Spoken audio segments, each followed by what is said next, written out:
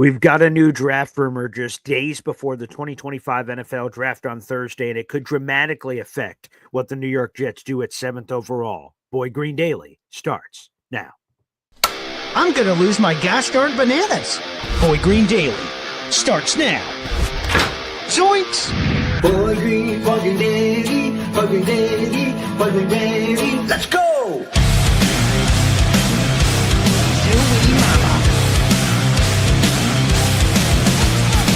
Put your seatbelts on. Get ready for the ride. We're the freaking New York Jets, so we're built for this shit.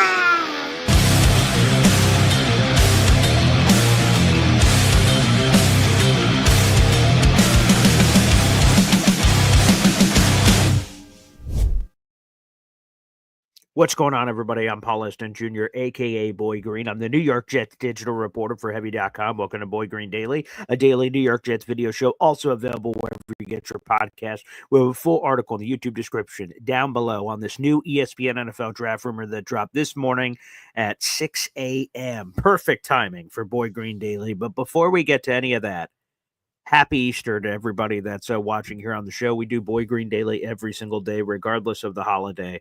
And God bless. Blessed be he for everyone.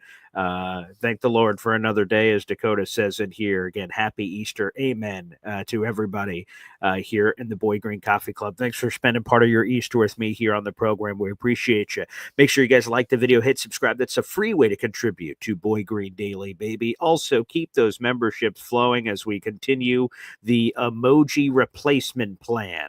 BMAC. We're replacing the BMAC over emoji. If you'd like a chance to replace that emoji with whatever you'd like, just be the highest bidder this month. Let's flip the banner here. The top 5 gifters so far this month. Right now, it's a 2-horse race. J-Boy has the most raffle tickets with 80. A-Step 10 right behind him with 75 after a juicy $50 super chat yesterday. Jimmy Jets, Devin, a.k.a. DNY for life, for Lillian Big D, and Bubba Badshaw round out the top 5 there as well. Let's get into it. The latest rumor is this from ESPN's Rich Cimini, is that the most popular mock draft pick, if you guys are enjoying the mock draft atmosphere out there, and you say, oh, what do the analytics say? Who is the most commonly mock player to the New York Jets with the 7th overall pick? The answer to that Google question is Armand Membu, the offensive tackle out of Missouri. In most of these mock draft scenarios, he's on the board. Well, according to the latest rumor, he may not be. According to, again, ESPN's Rich Cimini, who shared this this morning, the latest buzz has the Las Vegas Raiders with the number 6 overall pick, taking Armand Membu. Cimini said there's a chance he could be picked at 6. So what would then happen with the Jets at 7? So let me throw this up on the big board because I did a mini mock draft just to show everybody what the draft would look like. Shout out to the PFF mock draft simulator. So this is based on what I've heard. Okay. So Cam Ward goes number 1 to the Tennessee Titans, cornerback out of Miami. We've all heard that. Travis Hunter, cornerback / wide receiver out of Colorado, to the Cleveland Browns with the 2nd overall pick. The Giants end up taking Abdul Carter, the pass rusher out of Penn State. Will Campbell to the New England Patriots has gained a lot of steam. He's the offensive tackle or guard, depending on your perspective, from LSU. Mason Graham has been permanent markered to the Jacksonville Jaguars, the defensive tackle out of Michigan. And this latest rumor has the Raiders selecting Armand Membu at 6th overall, the offensive tackle out of Missouri, which then leaves the Jets at 7 to do what exactly? And Rich Cimini believes that it will be one of 2 players based on what he reported in his column this morning. Tyler Warren, tight end at Penn State. Shout out to Sharon, Penn State Joe, Warren Warriors Unite, baby. Or the new name that apparently has re-entered the mix is Kelvin Banks Jr., the offensive tackle out of Texas. Those would be the 2 names. Now, if it was up to your boy Green here, I'm taking Tyler Warren. I'm a Warren Warrior till I die. I think he helps you in protection. I think he helps you with the weapon in the passing game. The tight end room is abysmal, and you can find a right tackle on day 2 of this draft. You don't have to force it with the 7th overall pick. You've invested enough resources on the offensive line, in my opinion, that you don't need to then turn around and do it. So to me, if it's up to me and we're on the clock, I'm taking Tyler Warren, and I'm not thinking twice, baby. He's the pick, and that may upset some people. But in this scenario, Rich Cimini believes it'll come down to Tyler Warren or Kelvin Banks Jr. Now, interesting, right? Rich Cimini said those would be the two options in this scenario. Earlier this week on the Flight Deck podcast, Rich Cimini's podcast, he had this to say about Tyler Warren. Let me make sure I read the quote directly. Again, this is just from a few days ago. He said this. Let me make sure I have it here. I'd be surprised if the Jets took Tyler Warren. Quote, he is a really good player, but not a premium position. You could get a good tight end around 2. This is a very good year for tight ends. So if Cimini says it would come down to Tyler Warren or Kelvin Banks Jr., and then he says they're not likely to pick Tyler Warren, that would mean that the Jets pick at 7 or a potential trade down is Kelvin Banks Jr., the offensive tackle out of Texas. Now let's talk about Kelvin Banks Jr. for just a moment, because he's an interesting prospect. There's a lot to unpack there. He's 21 years of age. He started his Texas college career as a starting left tackle at 18. So, I mean, he's been playing football since he was a guppy. And during that time, he played 3 years at Texas, all for the Longhorns, all at left tackle. He started 42 games over the last 3 years, all at left tackle. He measured at the combine at 6'5", 315 pounds. Now, he played left tackle at Texas. I must repeat that. So either Olu Fashanu's learning right tackle or Kelvin Banks Jr. is learning right tackle. And I will just say this right off the top, that if the Jets draft Kelvin Banks Jr. or Will Campbell or anyone that plays left tackle, hey, buddy, you better learn Guatemalan right tackle because your ass ain't moving Olu Fashanu. I feel very passionate about keeping Olu Fashanu at left tackle. Let's stop moving people around, playing musical chairs. Hell no. Whoever we draft better know, like, again, Kelvin Banks Jr., Will Campbell, maybe there's somebody else, Josh Connerly Jr., whoever, in, a trade down scenario or second round or whatever is going to happen. You better learn to play right tackle. I'm not moving Olu Fashanu. Olu Fashanu is my left tackle. Kevin Gilmore asked, do you wake up with the Jets on your mind? I absolutely, he asked us on Facebook. I absolutely think about the Jets 24/7, 365. It's 1,000% true. Ask my family. And I guess you have to do that when you do a daily New York Jets show. But that's just how my brain is built. Even if I wasn't doing a daily Jets show, I'd be thinking about the Jets. I'm a bit of a freak. Other people could get away during the off season and take months off from thinking about the team. Not me. I think about them every bleeping day. But getting back to, thanks for the question, but getting back, or comment, thanks back to Kelvin Banks Jr. here, right? So if the Jets drafted him, he would have to learn right tackle, or Olu Fashanu would have to learn right tackle. But here's the problem. There is debate in the NFL draft landscape of whether even Kelvin Banks Jr. can even play offensive tackle at this level. If you read The Beast, Dane Brugler's comprehensive draft guide, he has Kelvin Banks Jr. as a guard. He has him ranked as the number 2 guard in this class and number 26 overall player. And this is what he had to say, quote, overall, Banks doesn't have ideal length and needs to improve his sustained tactics to be a consistent finisher against NFL talent, but he has controlled footwork and depth at his pass sets, plus the fundamentals know-how to fit and leverage blocks and keep defenders occupied. He projects as an immediate NFL starter who can stay at tackle, although his best long-term position might be guard. That sort of sounds like the eval on AVT. Now, Lance Zierlein, NFL draft analyst, said Banks could be a long-term starter at either tackle or guard. He doesn't think that there's one or the other that's better than the other. Quote, Banks will come into the league as an early starter, but his run blocking is more pro-ready than his pass protection. He's technically sound, scrappy in the ground game, quickness, athleticism to get move blocks. He has leverage and strength to hold his own at the point of attack. That is there on Kelvin Banks Jr. And Allen giving us the note that Ashton Genty gave in his Players Tribune, baby.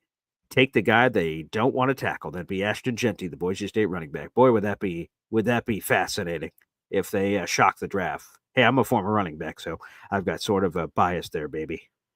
Let's go. Kevin Gilmore says, I meant that genuinely. I'm a Jets nut too. Why do you think I'm here? That's a good point. On Easter Sunday, no less. Touche, Kevin. Touche. By the way, Kevin, make sure you subscribe on the YouTube channel, youtube.com/boygreen25, so you never miss an episode. We won't always be streaming on the Facebook page. We'll explain more of that in the near future, so make sure if you still want to consume the show, you subscribe over on youtube.com/boygreen25. MFC hit the resign button, baby. He's back as a Boy Green Coffee Club member. You love to see it.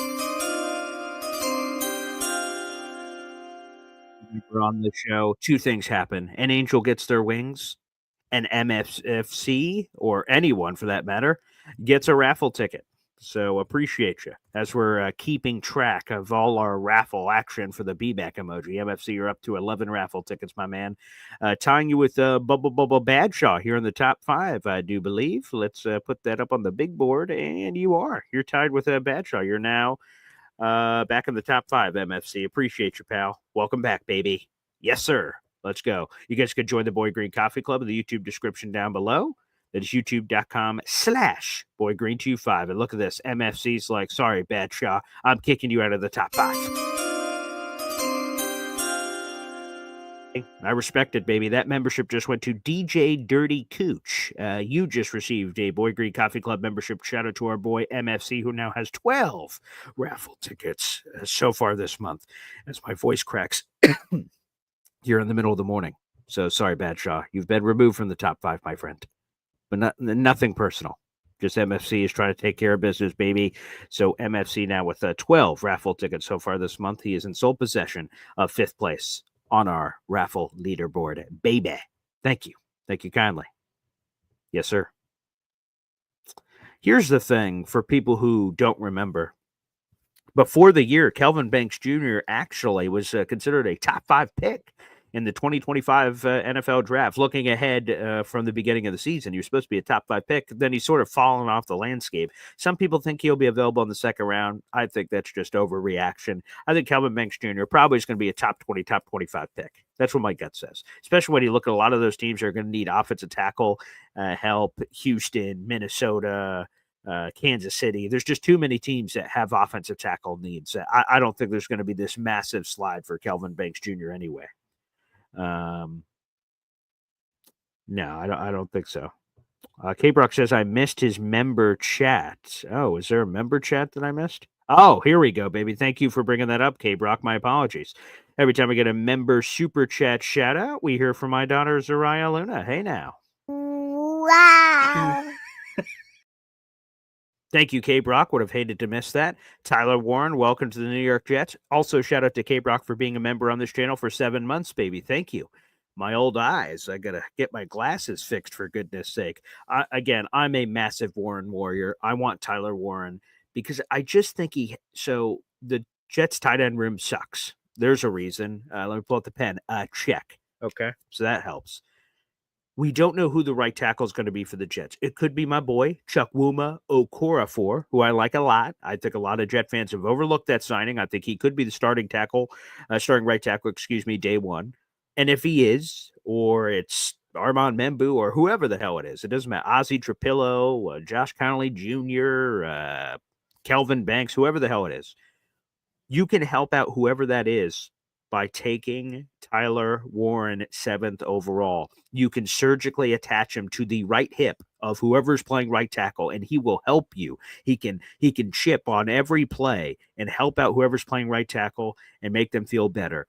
I don't think you need 5 superstars on the offensive line. I just think you need a couple really good ones, and they will hopefully, high tide rises all boats, and everyone is playing better. I think Olu Fashanu has a chance to be a very special tackle in this league. John Simpson and AVT are coming off great years at guard. Joe Tittman has been a top 8 center in the National Football League based on the numbers from last year. Look at the PFF data. It speaks for itself. And then we have this hole at right tackle. What are you going to do at right tackle? And to me, you can invest 7th overall. And it's hard for me to be mad at it because, that's offensive line help. It's not sexy, but I understand. But to me, if we're trying to maximize assets here, I think what you really want to do is figure out your right tackle on day 2. There should be somebody there. And if you sense any tackle run is sort of going crazy at the back end of round 1, then get aggressive and move into the back end of round 1 and go secure your right tackle of choice. I still think there's going to be a really good one on the board at 42. But if you're getting a little froggy, then jump, Frogger. Jump. But I am a Warren warrior. Sharon, K-Brock, all our fellow Warren warriors in the chat, baby. That's how I feel about it. Julio Rivera said Kelvin Banks had a knee injury. That could be part of it. Let me see. I got Kelvin's stats here in front of me. Yeah, if he had a knee injury, he just ended up playing through it. He had an ankle, I see. He missed 1 game for an ankle this past season is what I have in front of me here. from last season, and that looks to be the only injury he suffered in college. So I don't see anything for a knee here on Dane Brugler's the Beast. Julio Rivera, I just see an ankle here. But he missed one game for an ankle. But again, he played 13 games, 13 games in 2022, 14 games in 2023, and 15 games in 2024, all of those at left tackle.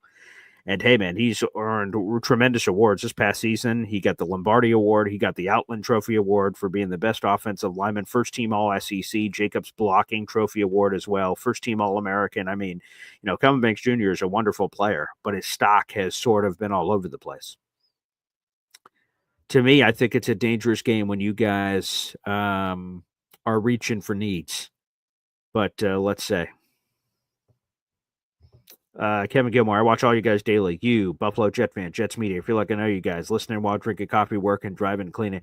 And I appreciate that, Kevin. And thanks for the shout out on Facebook. I would just say it's awesome. It's awesome for us to have such a close relationship. And again, with the schedule coming out in like 3-4 weeks, we're going to be doing a Boy Green tailgate for a game. So hopefully, Kevin, I can meet you and a lot of everybody as well. Molon. You sure she's your daughter? What's her name again? Again, Zariah Luna is her name. It's a hyphenated first name. Zariah hyphen Luna. Princess Moon is what it translates to in Swahili. Yes, there you are. Zariah Luna, baby. Booyah. K-Brock says the Jets need weapons. Concur. They have Garrett Wilson and a bunch of guys. Josh Reynolds, Alan Lazard. We have no idea what Malachi Corley is. Yeah, man. There's a lot of unknown beyond Garrett Wilson. Alan says Banks works at 14 to the Fish, not us at 7. I believe the Colts are at 14. I think the Dolphins are at 13, if I have that correct. Yes, Dolphins at 13, Colts at 14. But I get your point. Your point stands. It could be offensive tackle there. Plus, they need corner help, too. I mean, they need a little bit of everything. Paulus and my father jumping in. No need to draft a tight end until the 3rd or 4th round. No real separation. Warren is not greater than Fannin. Oh boy. To me, Tyler Warren is a far superior player to Harold Fannin Jr., and that's going to prove to be in the draft stock too. Tyler Warren, for the people that bash Tyler Warren, I don't know why you do. Maybe because he's not Brock Bowers, or I don't know what it is. The reason why he's a one-year wonder is because he sat behind NFL-level talent at tight end, whether it's Theo Johnson or Brenton Strange or who have you over the last couple of years where these Penn State, Zach Kuntz is another one, where you have this draftable tight end talent at Penn State, and he had to patiently wait his turn. And when his turn came up, he delivered. He can play tight end. He can play wildcat quarterback. He can play in the slot. He can block. He's incredibly versatile and massive and yards after the catch. He just, quite frankly, does it all. And he'd be a wonderful player. And he just revs the engine. There's just no question about it. I don't know what else we could say about Tyler Warren. He's just like I said, a really, really special player. Really special. I mean, come on, man. When we look at tight ends, and I get it, people say, look at the depth of this. We can wait. You can wait and find another tight end. That's true. But you're not finding another Tyler Warren. He's 6'6", 256 pounds. I get it. He's 22 years of age. But you just look at the statistics. They speak for themselves. 2024, he played in 16 games. He had 104 catches, 1,200 yards, and 8 touchdowns, averaged over 11 yards per clip. I mean, he was just spectacular. In every form and fashion. I mean, just look at everything. He has the frame of an NFL tight end. He's terrific in that department. I mean, think about this. This is kind of a crazy stat. He had more one-handed catches than drops on his 2024 film. He is a freak. Just a freak. There's wiggle after the catch. 56% of his receiving yards in 2024 came post-catch. That's incredible. Shout out to Dane Brugler of The Athletic in the Beast for that. Wildcat option. He averaged 8.4 yards per carry in 2024. There was 26 carries for 218 yards and 4 touchdowns. If you have a creative offensive coordinator, you could get other things going. The other thing that helps, he's a lefty passer. Okay. He completed 3 of his 6 passes for 35 yards in 2024, including a 17-yard touchdown. So you got the Wildcat element from that standpoint of having a guy that's going to throw with the opposite hand. Also, how about this? He's the 4th tight end in FBS history to reach 104 catches in a single season. Not many players have done that. The list is 4 deep. Again, the hate on the Warren Warriors is disgusting. Okay, we got 300 people in the room. Like the video, hit subscribe. YouTube.com/BoyGreen25. Tyler Warren should be the pick at 7th overall. And I will debate that till the end of time. Let's go. Half-pass, will Warren wear Riggins 44? Maybe. Maybe he'll keep that going. I'm not sure. I don't know if that's been asked of him. Robert Bianchi is not a Warren Warrior. I've been saying Tyler Warren from day one. That's who I want. Well, yes, Robert. We're on your bandwagon, pal. Warren Warriors all day. Sean Sharp, a member of the Boy Green Coffee Club. Thank you so much, sir. Tyler Warren or Ashton Genty for me at 7. Personally, I believe Oakland, aka Las Vegas, takes Genty, so it's Warren. Hey, I'd be tickled with either. Yeah, baby.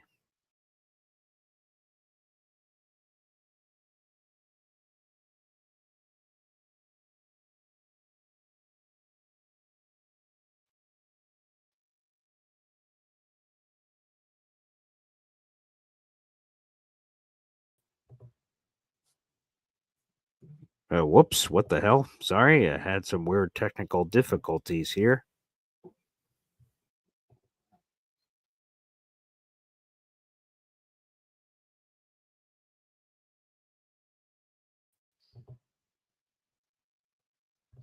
Sorry for the technical difficulties, folks, here on Boy Green Daily. Here we go. We're back. Sorry about that. Anywho, Mark Sacchietti, why is mediocrity on the offensive line? I don't get it. Then you'll all be complaining that our offensive line sucks. I don't get how, hey, take a right tackle at 7, or I'm, again, quote unquote, settling for mediocrity on the offensive line. I think the offensive line is great. I love Fashioner at left tackle. I love Simpson at left guard. I love Tippmann at center. I love ABT at right guard. And then your only hole is at right tackle, who, by the way, Okorafor, I'm feeling pretty solid about, but I still consider right tackle to be a massive need for the New York Jets. But I don't think it's mediocrity. I think there are day 2 starting right tackles you could get. Other teams in the NFL consistently draft right tackles outside of the first round, and they're starters for 5 to 7 years. Why can't the Jets be in that train? Why are we forced to use a premium on a position that not any other team in the league is using? We've used more top 14 picks on offensive linemen since 2020 than any other team in the National Football League. Did you know that, Mark? More than anyone. Mekhi Becton, Olu Fashanu, AVT. Those are the 3 players we've taken with top 14 picks on the offensive line since 2020. Why in God's green earth do we have to forcibly take those guys every time? Again, if the Jets take an offense, we fast forward to Thursday, and the Jets take an offensive lineman, I'm not going to be upset that they took an offensive lineman because, hey, you can sell me on that. But if we're maximizing picks, why do I have to take a right tackle there? Come on, man. I just don't get it. Dave Briggs, an Ozzie Trapillo guy, right tackle round 2. I think he's 1,000% going to be there at Boston College at 42. And maybe if you do the right rain dance, he's there at 73. So who knows? Gregory Harrison, good morning, Jets Kingdom. I like the mock draft you and your dad did. I'm in total agreement with trading back. The trade with the Broncos makes sense with the problems the Jets had in trenches. It's nose or right tackle at 20. Want the Jets to have a better chance to catch the Bills. No tight end at 20. Trade back. Hey, I don't know which tight end would be available. Colston Loveland and Tyler Warren, I think, are going to both be off the board within the top 14 picks. But yeah, my dad deserves full credit for that mock.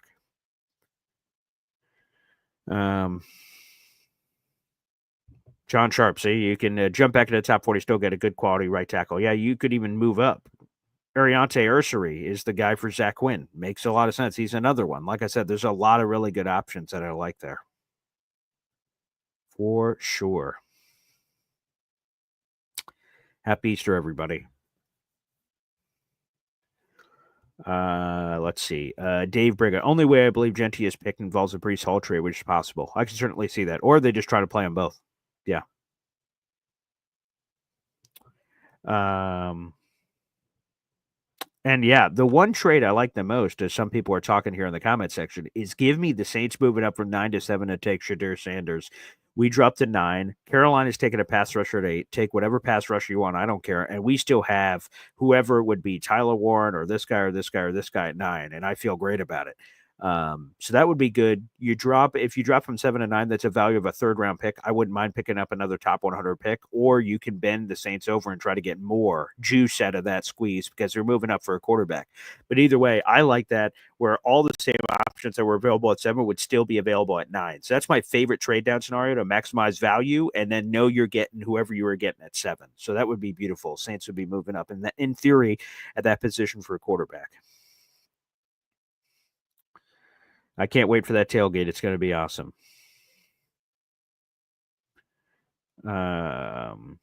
K Brock says, let's go. Tyler Warren round 1, wide receiver round 2. I wouldn't mind a triple dip. I wouldn't mind Warren wide receiver and then right tackle go all offense for the first 3 rounds. You could totally make that take. You could totally make that case. Yeah, I have no idea what Malachi Corley is going to be, but hopefully we can make it something. Okay, Brock, not a fan of my father's mock draft. Your dad might be an idiot. His mock draft was horrible. Jesus. Okay. Tell us how you really feel, okay, Brock? Yikes. All right. Different strokes, different folks. That is hilarious. Pop, if he is that good, he wouldn't have been buried in the depth chart. See, this I agree. I disagree with, excuse me. And Pop, I feel like you, as our senior representative on this program, would understand why. There is a seniority. There is a just because a guy is great doesn't mean he automatically gets fed. We could go through history of all kinds of legendary players that had to ride the pine on the bench, and they were legendary players, and they still had to take their time. There were other NFL players ahead of them, other promises made to other players about, hey, man, yeah, okay, it's your chance, it's your chance, it's your chance. Just because he's really good, he doesn't leapfrog the line. He has to wait in line just like everybody else. I totally put – so then if he was this good, he would have been burned on the depth chart. So you just completely rule out his final season saying, sorry, I know you're only the 4th tight end in FBS history that's caught 104 catches, but you weren't good enough to start earlier. That just doesn't make any sense. Come on, man. Shout out to A-Step 10. Good morning, Boy Green of the Coffee Club. Shout out to you. Come on. Pop says, who led the league in yards after catch? So let's get this straight. You question the competition that Shadur Sanders played and said, cupcake schedule. He's going to get a sugar high off his cupcake schedule. But we're not going to say that for Harold Fannin Jr., who played at Bowling Green. Interesting that that's a moving field goal post for you, Pop, here on some of these prospects. When it's your player, that criticism doesn't count. But when it's my player, that criticism is there. Interesting. Yeah, that's fascinating.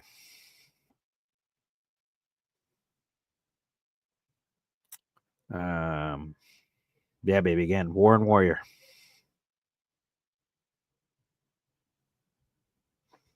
I can't wait for the draft. Again, we're going to have me. We're going to have the live stream coming up. That'll be coming up on Thursday, April 24th. Again, we're just days away from that. I can't wait. Going to be a lot of special guests joining us on that show, so I hope you guys really enjoy that. Hopefully, the stream is fixed from all the glitching earlier. My apologies, guys.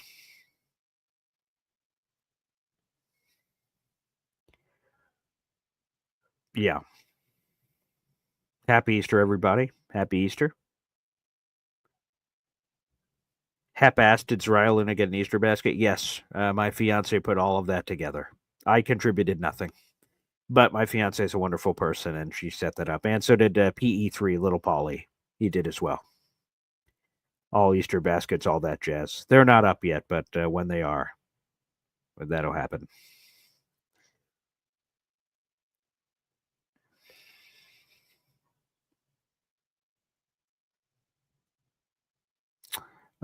Jack says, I heard AR said no to Pitt. Anyone else? Oh, are you like interpreting what he said on the Pat McAfee show?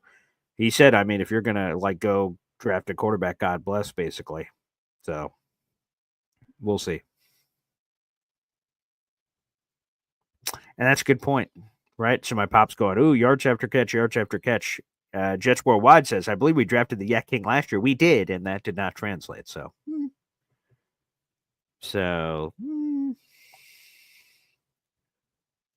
yeah, baby. For Lily and Big D, you arguing with your pop reminds me of arguing with my older brother.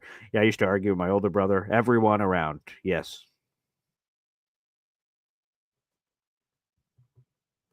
Three siblings. I want a fifth-year college senior that finally had a breakout season at 7.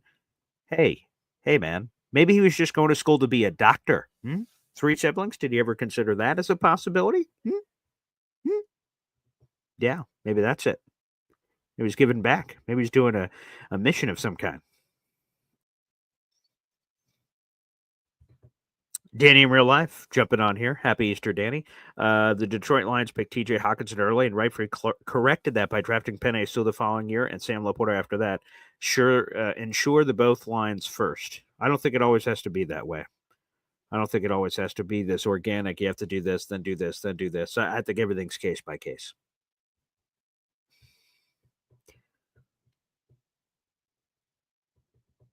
Three siblings says Warren can be good, but you don't take him in the top 10.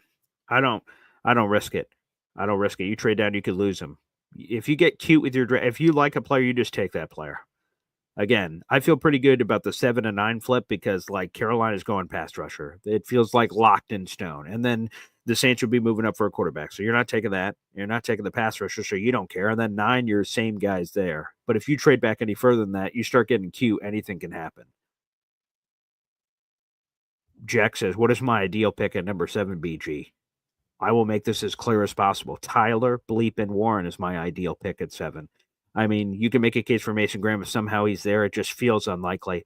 It feels like because I think the first 3 picks are happening in whatever order. It's going to be Cam Ward, it's going to be Travis Hunter, it's going to be Abdul Carter. And then at 4, New England has, I guess, 3 options. They could get crazy and go Ashton Genty to give another offensive playmaker to Drake May. That would be wild, but fun for them. Shitty for us, I guess. Offensive tackle like Will Campbell or Armand Membu.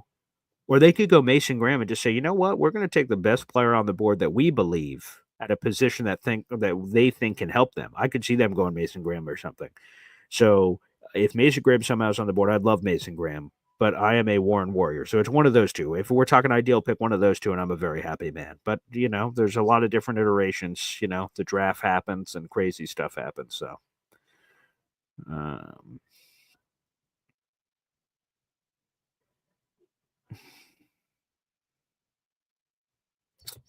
For Lily says, I did read that Pitt is supposed to move up for Sanders. Who knows if it's true or not? Don't know what to believe anymore, which is fair.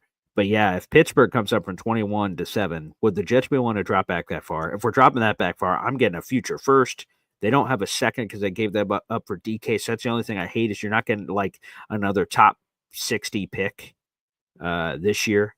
So it's all future stuff. So you probably get a future first, you get their third, and then a bunch of other combinations of action. Maybe there's a player you could get in a position of need, but that'd be dropping back pretty damn far. I'm not sure. There's players I like down there, but oof, you better make sure you get that future first and more.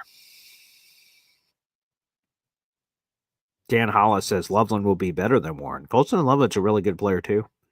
I mean, maybe that's the shock of the draft. The Jets, Tyler Warren's on the board, and they just take Colston Loveland and just shock everybody. Maybe that happens. Call me a prophet if that comes to fruition. Now Pittsburgh's doing the Rodgers dance. Peter Castro says, hey, enjoy it. They were good on paper in the offseason. There was exciting moments of it, but it was exhausting. I mean, the Aaron Rodgers interviews each week, all the hoopla. There's a lot of baggage that comes with Rodgers, and good luck to Pittsburgh. But they're desperate, so they have no other choice. Danny in real life back on again. The Jets draft board in order should be Mason Graham, Armand Membu, trade back, Kelvin Banks, Warren should happen if none of the above can. Let me read through these. So Mason Graham, I agree with. Armand Membu, it's hard to disagree with that. Trade back, of course. Kelvin Banks at 7. Or after your trade back scenario. I don't know. I would take Tyler Warren over Calvin Banks. I would take Tyler Warren over Armand Membu, depending on the trade back. Again, you need to know the situation, so it's hard just to rule it out over that. But I think Brian Baldinger said it best on the Jets CBS special last night that, if there's a player you love, you just pull the trigger and take him. So A few more, and then we'll open up the phone lines. Dave Brigger says Cam Ward will be overdrafted. I don't see in that guy. I see the explosiveness. Now, there's some dumb stuff, right? He makes this crazy play and then turn around. You're like, what the hell? So there's some crazy ass dumb stuff that he does. But I think he's just risky. He's like, yeah, I could probably fit it in there, which is a dangerous thing. But to me, I'd rather have a quarterback that has that sort of confidence and chutzpah than someone who doesn't. That's tepid or shy in some way that like, I don't know if I can get in there. And they gets whacked in the backfield. So I'd prefer the guy that has that confidence, but sometimes that'll get you into trouble with some mistakes. Mark Sacchetti back here. You contradict yourself by not taking what the strength of the draft. I think there are two conversations to be had, right? For instance, tight end and defensive tackle, people say are deep. So do you avoid the top of that because it's deep and just say, we'll figure that out later? Or do you just take the top heavy positions first and say, we'll figure it out? To me, I don't think I'm contradicting myself. Like a tight end, I think there is depth at tight end. There's a lot of tight ends I like. Rondé Gatson, Harold Finnan Jr., who my father brings up all the time. Mason Taylor's really talented. Terrence Ferguson, Gunnar Helm. Again, I can name a million tight ends off the top of my head that are going to go somewhere between the first and fifth round that make a lot of sense. But none of them are Tyler Warren outside of Tyler Warren. So, the same thing at defensive tackle. I like Mason Graham a lot.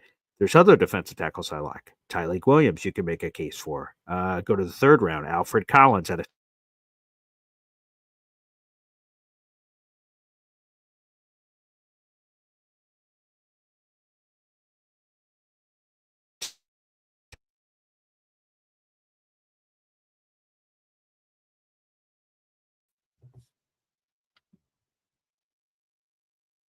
hello. Sorry about the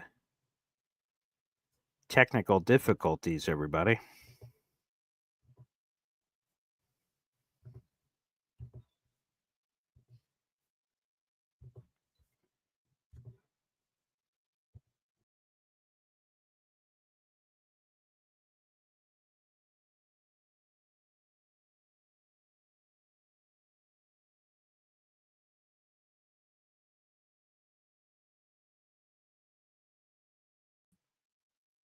Whoops. Yeah, sorry. Sorry for the technical difficulties. Excuse me, everybody, on the show today. My apologies. But Jets Worldwide, no more ferrets anymore, so there should be no wire shooting happening there. I can't lie. Could have been Bobby. Hep says Bobby Midnight clipping wires. It could be. I can't lie. That's possible. So sorry for anything as well. Glitching left and right. Elijah Arroyo is another guy I like a lot. I forgot that name. We'll see. All right. Without further ado, let's do this. Let's open up the phone lines. There's 430 people in the room. Make sure you guys like the video, hit subscribe, baby. Again, we got a full article in the YouTube description down below on this latest ESPN draft rumor that came out this morning. Feel free to read that article as well. Again, like the video, hit subscribe. We'll open up the phone lines, and Boy Green Daily continues with your phone calls next here on Boy Green Daily. Boy Green Daily, Boy Green Daily, Boy Green Daily. Talking Jets football, man. Boy Green Daily, Boy Green Daily, Boy Green Daily. New York Jets Football Club. Offense, defense, special teams. Watch Jets football with Boy Green. J-E-T-S. Jets. Let's go. What is going on? Welcome back to Boy Green Daily, a daily New York Jets video show.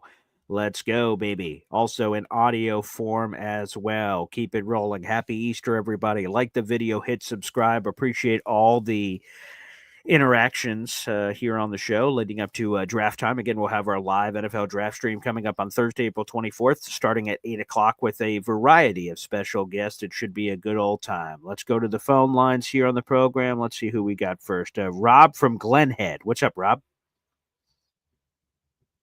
Oh, Rob, I think you're having technical difficulties. I know exactly how you're feeling, pal, because I've been running into a few of those myself. All right, let's go next year on the program. Look at this. Pop graces us with his presence. Happy Easter, Father. How you doing? Happy Easter. He is risen. Blessed be he. What can I do you for?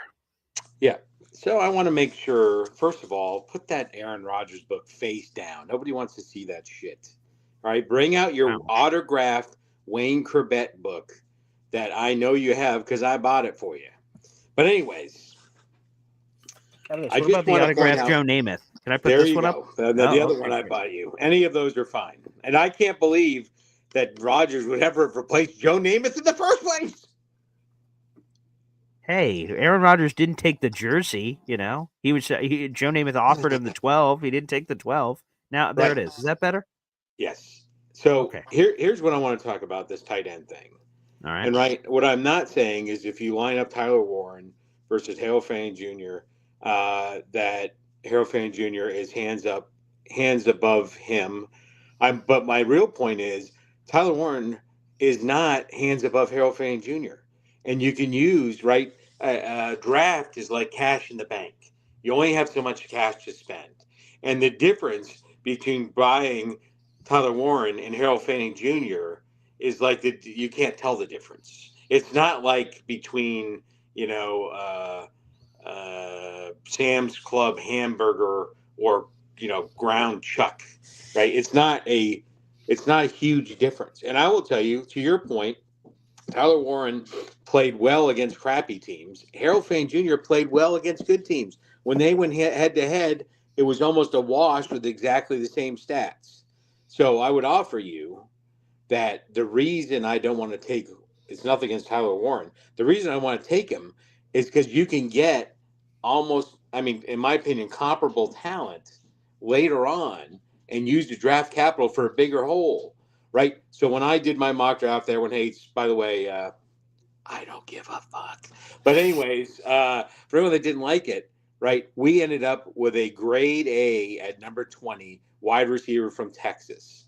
Now that separation, that difference, that cost analysis of wide receivers is not as tight as it is at the tight ends. No pun intended, right? And so that's where you get that next level talent, and it's much closer at tight end.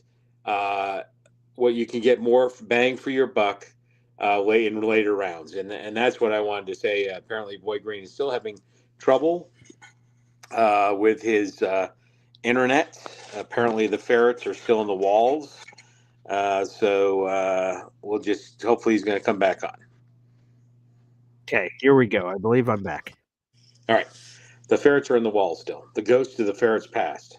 That actually So, right. wasn't the technical difficulties. It's just when you're blathering about Harold Fannin Jr., I just sort of fall asleep, so I must have fell on the power button there. But Yeah, anywho, go no, what ahead. it really is you need to upgrade your internet, cheap ass. Right? Okay. And I wasn't talking about Harold Fannin Jr. I was talking about the difference in talent between him and Tyler Warren was not as large as some other players. You need to use the draft capital you have, get the 3 starters with the first 3 picks, whatever that looks like, which is what I did yesterday. So, all right, I'll let other callers call in. Better luck with the Wi-Fi. Happy Easter, everyone.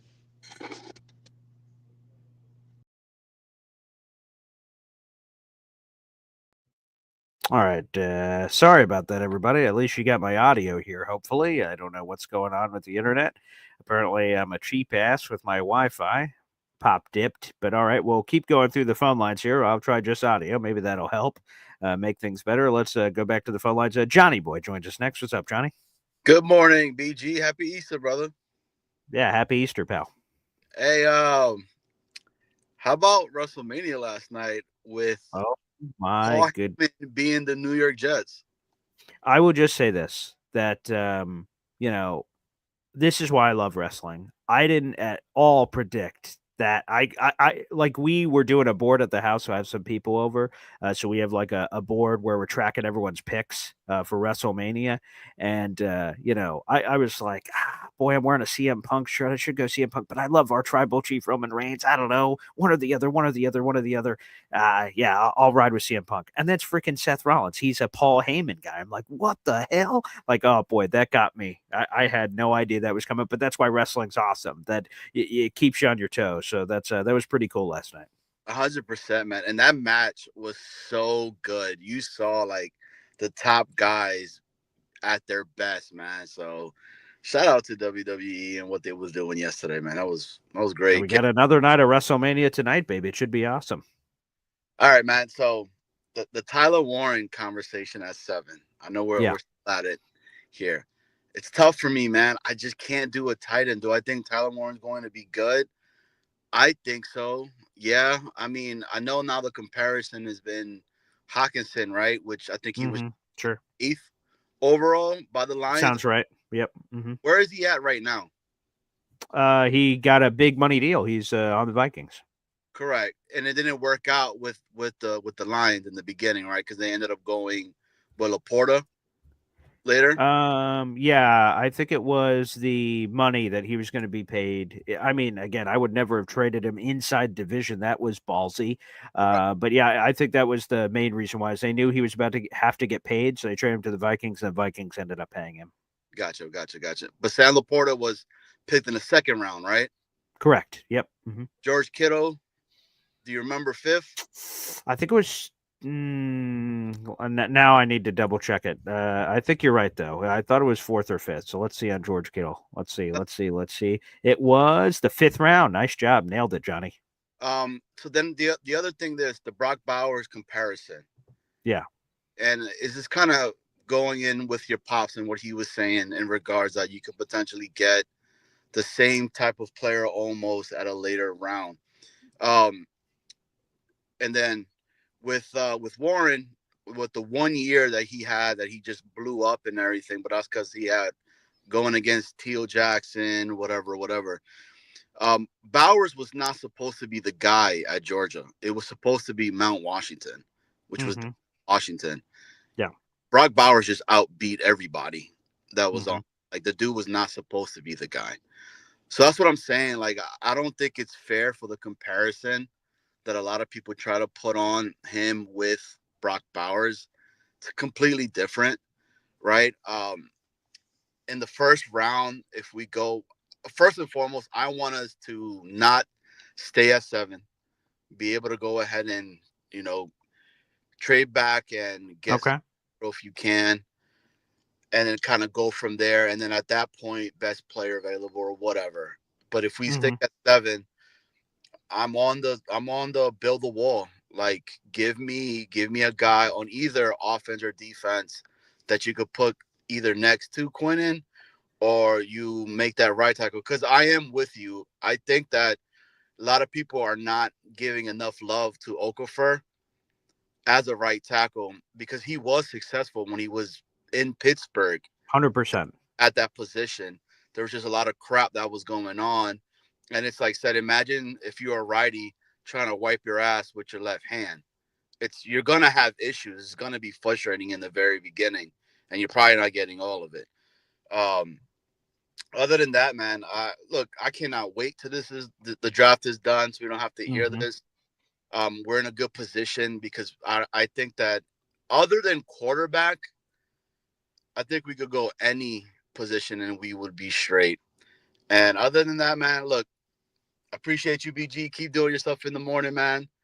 But I'm a no on tight end at 7. Like, nah, I can't do it, man. Wow. So by the way, before you dip, I want to make sure I didn't assume what Snowball said incorrectly. How many subscribers do you guys have on Jets Worldwide now? I have no idea. A lot. Oh, okay. He said something like 1.1 thousand, so I didn't know if that was like a shout out to you guys. But either way, people should be subscribing to Jets Worldwide on YouTube, baby. No, it's so one of the videos that we put up, it's been our highest, most viewed show. Awesome. And it's at 1.1 views right now. Oh, congratulations, man. Never had. So thank you to everybody. Thank you to you, BG, for always coming through and showing support on Of the show. course. Everybody else that comes through. I mean, myself and Snowball, we're trying in a little, trying to make our own little piece in the pond, I guess. But it's awesome. It's great. We had Dylan on there. Dylan was great. The insight that he was given in regards to the draft as well. So if you guys get a chance, shoot on over there, Jets Worldwide. One word in the search in YouTube and come people's up. But no tight end at 7 for me. I think I'm team Membu, man. Okay. Well, one last 331. thing, Johnny. One Yo, last thing. John Cena, Cody Rhodes tonight. Who you got? it's the last tour, baby. John Uh, Cena. Let's go, man. okay. Let's walk out with that damn title and never bring it back. There you go, Let's baby. finish his story. I can't front. Cody Rhodes promo on Friday night. Oh my God. That was so good. So good. They've been great on the mic against each other, but particularly Cody Rhodes has been fire against John Cena, and I've loved every second of it.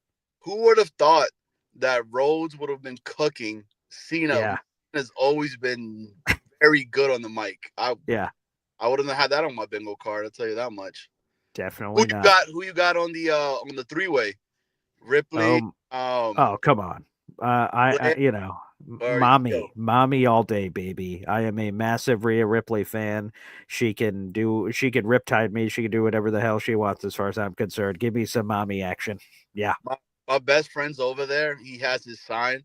He said, I came to see mommy. I came again.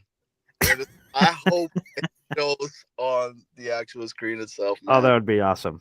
Hey, but last thing. How awesome is it that the whole number 8 conversation is over with and done? Feels great, man. Yeah, thank God. It's someone else's problem. It just feels good that part's over. We can worry about different things, Hell yeah. Well, happy Easter to everybody. Enjoy your time. Enjoy your time with the fam. If you got little kids, put the eggs out. I'm gonna do that with Jill and all billions of my kids and everything. Of course. You guys enjoy it, man. I appreciate you. It's an awesome community. JETS Jets, but no tight end at 777. All right, there we go. Apparently, it's really just my face that is causing issues, which several people have probably said in the past. So you will now just hear the lovely tones of my voice for the rest of the show. Apparently, every time I put the camera on, it sends the entire thing to hell. So we'll continue the show with 500 people in the room. Like the video, hit subscribe. Been having some technical difficulties when we flip the switch on the camera, but apparently just this audio-only version appears to be working. So we will not tempt the YouTube gods. Anywho, all right, let's go to our next caller here. We've got Scotty Mayhem back on the show. What's up, Scotty? Hey, Paul, I don't know if you can hear me. I'm driving. I'm sorry. I can. It's okay. We got audio on audio action. Beautiful. What's up? What's up, Scotty? So I want to know who the saboteur is that's screwing up your beautiful face on camera, but I have an idea. Maybe Pop. I'm not sure if it's not Pop. That's probably true. That feels Pop, on point. If it's not Pop, it's Bobby Midnight. It's one of those two. One of the two for sure. Those are the betting favorites. Yeah. 100%. So I totally agree with your Pop, and I agree with the last caller. No tight end at 7. There's too many good tight ends we can get in the later rounds. So I love Fanning, like your dad. Arroyo would be fine. There's a couple others. I like Ferguson. I think you're a Ferguson guy. I like him. 100% Oregon kid. Yeah, I love him. He's a great blocker. He's got good hands. So I really think that positional value, it's like a third rounder for us for TE. Whoever's there, we grab. Yep.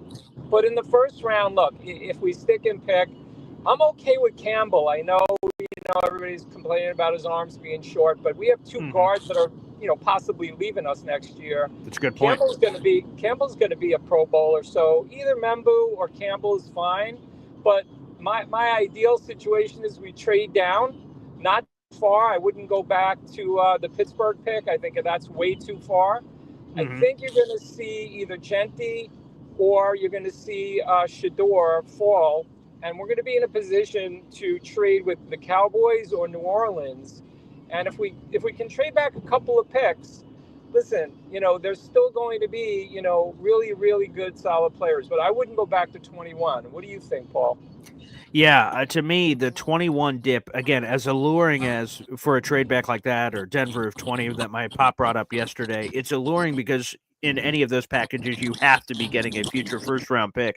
And that's always exciting. In years, you can have multiple first, right? Because we're enjoying the 25th anniversary of the only team in NFL history that had 4 first round picks back in 2000. And we've had, Jet first round pick years where we've had double dip like DeBrickashaw Ferguson and Nick Mangold, and that's all cool. But to your point, falling back to 9, you could still get a really good player. Falling back to 12, even you do a Jets Cowboys trade flop, so they can move up for Genty. You're getting a really good player at 12. I would try to stay within a range to get one of our guys and picking up some extra assets. Shoot, last year Jets flipped from 10 to 11, and they were able to just bump down one spot. They had to give up a 6th round pick to Minnesota in that trade, but they got a 4th and a 5th, and they jumped up massive spots in the draft in that 6th to 5th flip. Plus, they picked up a 4th rounder. So that was expert GM-ship for that trade, and I'd love to see another one of those. So hopefully we could get somebody to bite. Yeah, I agree. You see, the value of this draft this year, which is unique, is there's so many good players in the 2nd, 3rd, and 4th rounds, which is usually not our, sweet spot. We haven't done great. But this year, there's so much value in the mid rounds. And I just think that if we can trade back a few spots, if we have that right partner, we could really pick up another starter. And for me, this is the year. I really think Fields is going to take us to the playoffs. I know people think I'm crazy, Yeah, but baby. I think he is going to be a total difference maker. We've not had a quarterback like him that can run. I think his passing is going to be a lot better with, Tana Engstrom and the team coaching him up. I'm super excited about this year. I just think that this draft is the draft where we can load up, get a really solid draft. Look, if the shit hits the fan and Fields isn't the right guy and we get more draft capital, there's going to be a number of quarterbacks next year, but I really believe Fields is the guy. I think we're going to be blown away. And I think that the contract we signed with him for those 2 years is amazing. We got a great deal if he turns out to be what I think he's going to be. We can only hope. Scotty, thanks for the call, brother, and happy Easter to you and your family. Thank you. Same to you, Paul. Take care. Hope you find the saboteur. All right, me too, quite frankly. But good thoughts there. Yeah, again, I think the Justin Fields deal was the best possible. So we were moving on from Aaron Rodgers. That became obviously very clear very quickly. And if you were going to move on to any other quarterback, Justin Fields makes the most sense. A 26-year-old former first rounder that has shown an elite ability running the football, and then spotty glimpses of, that's what he could be as a passer. Now, there's a lot of inconsistency, obviously, with Justin Fields' game, and that's why he was even available and why the Jets had an opportunity for him. But this Jets staff of Tanner Engstrand and everybody obviously believes they could get the most juice out of it to figure out what's going to be happening there. So to me, great call there from Scotty. And I think the Justin Fields thing is going to be pretty exciting. Rico the Pup says, by the end of the stream, BG going to be using a cup and a string to communicate. That is funny. So for anyone who's just joining us, you may just be seeing, because I'm seeing the little logo too of me at the radio station, and you just see the little audio blips coming up here. So we're having some weird technical difficulties, but glad you guys can still listen into the show here as we're bringing on other callers. Again, we got over 500 people in the room. Like the video, hit subscribe, baby. All right, a question coming up in the chat. We'll go back to the phone lines in a moment. If Warner's gone at 7, who you got, BG? I would take Tet. Tet McMillan, a very talented player, sure, no question about it. But here's the thing. We brought up like the little mock draft simulation earlier. Only 6 players can go ahead of the Jets. Only 6. And let's bring up you can't see it, of course, because it's only audio right now for whatever reason, but I'm holding up 6 fingers in my hand. So Cam Ward's going to be gone. That takes us to 5. Cam Ward, Abdul Carter, and Travis Hunter, unfortunately, are going to be gone. That leaves 3. In your scenario, Tyler Warren's off the board. That only leaves 2 more picks left that are possible. Is it going to be one of the offensive linemen? You have Armand Membu. You have, obviously, Will Campbell as an option. Is Ashton Genty gone? It just depends because it's hard to prognosticate. But that means someone else is going to slip. Mason Graham's going to slip. Ashton Genty's going to slip. Somebody's going to slip. it would be shocking to me if Warren was gone before 7. The team that could be sneaky about it, I guess, is the Jacksonville Jaguars at 5. I've heard a little bit of whispers about that, but you can never know if that's true or not. But again, as much of a Warren Warrior as I am, if that happens, that means someone else is going to slip surprisingly to us. So let's go. All right, let's do this. I'll try the camera again. Let's see if this works. Yep, nothing happened there. Okay, there we go. We got a different camera working. All right. Let me see here. Let me go back to our other camera. We're back, baby. Okay, we're back for now. If it F's up again, I will just keep it on audio just to fix it. But anywho, let's go to our next caller. Got Ricky New York here on the show. Hey, how's it going, Paul? Hey, I mean, if we could trade back, yeah, I would be for it. But that's a tough thing because, like, you don't want to move back too far because then the person you're thinking you might get with the trade back is gone. So, I mean, if it was me, I would say like Atlanta, Arizona, like those 2 picks back to back. That would be the cutoff right there. I would not move back any further than that. Absolutely not. You know, San Francisco would be a good trade back. 11, sure. Yeah. Well, I don't know how much they're going to deal with us, being that Saleh is their guy and Right. all that. But you know what? I hope that you're right, that we can move on and stop talking about Rodgers. But I know there's other shows that are still going to talk about him. But dude, that guy and his mouth, like, what happens if, say, Rodgers gets hurt? It would have stayed. He gets hurt, but he still wants to play even though he's hurt, and it's affecting the outcome of games like it did last year. And Glenn says, "No, man, we're making a change." 2 days later, he's on McAfee, throwing the whole coaching staff under the bus. And no, like, and I understand that Rodgers said all the right things. He's not an idiot, okay? But I've said this more and more recently. Rodgers was the perfect teammate as long as everything went his way. As soon as he doesn't get his way, look out, you know. And I don't want to deal with that personally. You know, I'm glad. I think we made the right move. And you know what? He wasn't winning us a bunch of games. You know, I understand the first year he was hurt, whatever. But you know, yeah, I'm not buying it. And I want to ask you something. Okay, Sure. Your opinion on something. Okay, Tyreek Hill, Jalen Waddle, both very fast, somewhat similar players, a little bit different style, but somewhat similar players. Sure. You know, Jamar Chase and T. Higgins are not worlds apart, different. I don't get this, like, well, the Jets, we can't take Golden because he's too much like Garrett, and you know, you don't want to have 2 of those guys. You want to have something different. Why wouldn't you want to have 2 Garrett Wilsons? Like, if it's me, you got Garrett Wilson on your team, your opponent is going to put their number 1 corner on Garrett Wilson. What are they going to do if you got 2 Garrett Wilsons? You know, they don't have a number 1 corner on both sides. You know, there are some teams with some good corners. There are very few that have got 2 good ones. And you know, I just keep thinking of, like, you know, AJ Brown and Devontae Smith, and, like, you know, guys that, you know, are different but not worlds different. And I think that's a silly argument. Which he does bring, you know, some different things than Garrett, but they are similar in ways too. But yeah, I just been sitting here thinking about it, and, like, I keep hearing people say, well, you can't take him because he's too much like Garrett. Like, who the hell wouldn't want 2 Garrett Wilsons, man? Like, I don't know. That's just, to me, that's kind of a crazy argument. But yeah, you know what? I want to get a weapon early, and if it's not, if they do go Warren, I'll be okay with it.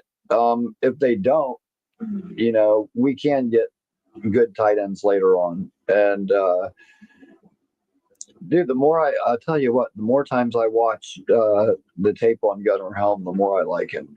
Uh, Mhm. And there are people that are like acting like he's not that athletic or not that good because he ran a bad 40. Said, dude rolled his ankle and then went Mhm. ahead and still did everything at the combine anyway with a rolled ankle. And yeah, like you got to put some context on things. But yeah, Ferguson, Helm, like I'm banking that one of those guys will be there in the fourth. Like, get a weapon early, get a big defensive tackle early. You grab Ozzy in the third, and then I'm banking that there's going to be a tight end there in the fourth. So, yeah, I think that there's a number of different ways they could attack this, but there should be no reason that we don't come out of this with four starters in those first four rounds. And with our guys' scouting background, I'm pretty confident that will happen. And I can't wait. I hope it does. Ricky, thanks for the call. I will just say real quick, because I was pulling up the combine profiles for Golden and Wilson. Golden, much faster. He ran a 4.2940. Garrett Wilson, 4.38. Again, 4.38, it's awesome, but 4.29, significantly faster for Golden. Garrett Wilson, a little bit bigger. He's 6 foot flat. Matthew Golden's listed at 5'11. Garrett Wilson came in at 183 pounds, lighter than Golden, who came in at 191 pounds. So some interesting comps and comparisons and everything else in the mix. They did both have the same 10-yard split, so explosiveness, right? 149 10-yard split, 149 10-yard split for Golden. But I'm going to be honest, I say the same things to draft analysts. The same, explanation you just had is what I say. Why wouldn't you want two Garrett Wilsons? Why wouldn't you want two guys that can make things happen? I get it, right? Mike LaFleur used to say this, our legendary former offensive coordinator, that when he's building a wide receiver room, he wants to build a basketball team. He wants to have this point guard that's this size, this big man who's this size, and all this other jazz. And I get it. In a perfect world, lab table, you got the 6'6" guy for red zone and this and that or the other. To me, I'd be very happy with a Golden Garrett Wilson combination, and then your bigger bodies who I'm not in love with, and Alan Lazard and Josh Reynolds, but there's some of your bigger body, more physical guys. Could you use a perfect red zone weapon that was bigger? Of course, but maybe that could be, Tyler Warren. Maybe you could double dip. Maybe you could find a way where you trade up, trade around, move around the board, and get Golden and Warren. That would be awesome. Unlikely, perhaps, but that would be pretty gosh darn cool. So maybe you can pair those two things together. But Golden, I love his prospect. So shout out there. Hep's been all over Golden this entire time. All right. Apparently the camera continues to have issues, so we'll just keep doing audio here. But 500 plus people in the room. Make sure you guys like the video, hit subscribe. That's a free way to contribute here on Boy Green Daily. We're trying to make a chase to 10,000 subscribers. Happy Easter, everybody. We'll be on for a few more minutes here. See, three siblings, Warren and Golden, baby. What a good combo. All right, let's go back to the phone lines. NY Jets FL joins us. What's up, Ted? Oh, I'm in solidarity with you, so I shut my camera off. So I appreciate that. we can be anonymous callers. Paul, I'll be honest with you, I coming off of self-imposed exile because I couldn't take any more Rogers talk and draft talk for a while, especially the Rogers talk. Just Yeah, like right. Ricky said, I mean, it was just like too much to deal with, and you got to separate the Rogers career and accomplishments from his recent play. Right. Everyone who watched Rogers play, he's one of the purest throwers of the ball ever. The enjoyment of the game, the way he played the game was great to watch. But somebody else can have that. That's what I look at it. But my point today, Paul, is basically I wonder if Glenn's history in Detroit of watching what round players were drafted in will have a big effect on the draft process, right? So you're talking Amon St. Brown, later round pick. Sam Laporta, second round pick. Mm-hmm. Penny Sewell, top 5 pick. Aiden Hutchinson, top 5 pick. So I think you're going to see, I think it kind of honed in my opinion of we're going to take somebody either offensive, defensive trenches. Makes sense. Yeah, because I don't see, I think they think maybe that they can develop players, tight ends and wide receivers better than an offensive lineman you're going to take in the 3rd round, right? You're going to get a superior lineman in the top 10, wherever we pick. You're going to get somewhat of a, like a blue chip. So I think I would say even with a small trade down, you're really going to see a lineman taken. And that's part of the fascination of this draft is what's the philosophy, right? And Muji's philosophy from Denver, what's the two philosophies meshing, and the fact that Aaron Glenn was a scout. He's not just a head coach; he's a scout, and he knows what kind of players he wants on his team. So that's my point. Let's hope we stay to the draft for a while until that's over. And Rodgers, good luck to Rodgers. He's a Hall of Fame player. He's a great player. Pay cut, blah blah blah. I know, but he's 42. If he goes out there next year, I can't see him playing. I wish him luck, but I can't see him playing a whole season again. Not at his age. Yeah. That's where I'm at with that. So appreciate it, Paul. You have a wonderful day, Ted. all right? You too. Happy Easter, Ted, to you and your family, and I appreciate the solidarity of also going no cam here on Boy Green Daily. Very much appreciate it. I have been trying to do deep dives as well, Ted. Same sort of, I'm sure we all have. It's not, breaking any news here, of looking at Lions drafts, seeing what positional value they appreciated, at what points in the draft they took them. Again, Sam Laporta in the 2nd round, what positions top 10, what position top 5. The Jahmyr Gibbs thing is that, because how many of these can we tie to Glenn, right, as the defensive coordinator? How much say did he have in these draft conversations? Go to Darren Muji in Denver, right, where he's the assistant guy. How much say did he have if they went this position, that position, or what have you? All of that is sort of, it's hard to sort of analyze. But all of our answers to the test are coming, obviously, in a couple days with the 2025 NFL draft. It's going to be fascinating to see what they do. And again, on the Aaron Rodgers conversation, it's good to sort of put that baby to bed. Aaron Rodgers broke his silence. Eventually, he was going to on this Jet situation. So we'll see.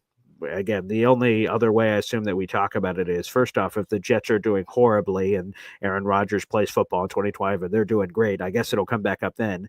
Or if he signs with the Pittsburgh Steelers and we have that Jets-Steelers game in 2025 that is supposed to be on the schedule, we'll see ultimately what happens there. But as Jets Worldwide just said in the comment section on YouTube, it's the Aaron Glenn show now, baby. He is the guy. So I'm all about making a break so we can talk about other things. Manish Mim says, dude says he needs a break from talking about Rodgers, proceeds to talk about Rodgers for 10 minutes. I don't know who we're talking about here, but it'll be good to whoever is, again, other content creators can talk about whatever the hell they want to talk about. It's up to them.